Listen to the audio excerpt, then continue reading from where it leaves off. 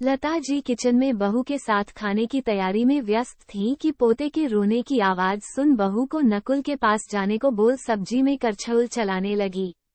मनोज बाबू देख रहे थे कि उनकी पत्नी लता, जिसकी हाथों की उंगलियां गठिया की वजह से तिरछी हो चुकी है और कमर भी दर्द से झुकी, वे किसी पारंगत रसोइये की तरह लगी थीं।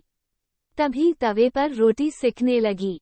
मनोज बाबू को एक ही पल में उनके लिए प्रेम और दया दोनों की अनुभूति हुई, पर दूसरे ही पल सोचने लगे कि मेरे लिए तो इनके पास समय ही नहीं है कि कभी थोड़ी देर बैठे मेरे साथ।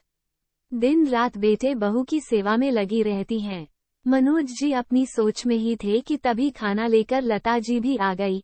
गर्मा गर्म खाने की थाली परोस वापस किचन में जाने को हुई कि मनोज बाबू बोले, कहाँ जा रही हो? बैठो मेरे पास। तो उन्होंने कहा, नकुल बहू को परेशान कर रहा है, रोटियां सेक कर रख देती हूँ। इस पर मनोज बाबू ने नाराजगी जताते हुए कहा, बस तुम तो बहू बच्चों की परवाह करो और उन्हीं के काम करो, मेरे लिए तो वक्त ही नहीं है। तो लता जी ने बड़े विनम्र भाव से उत्तर दिया, इस उम्र में भी बहू के साथ काम में मदद करती हूँ, इसीलिए तो आपको समय पर खाने की गरम थाली परोस पाती हूँ।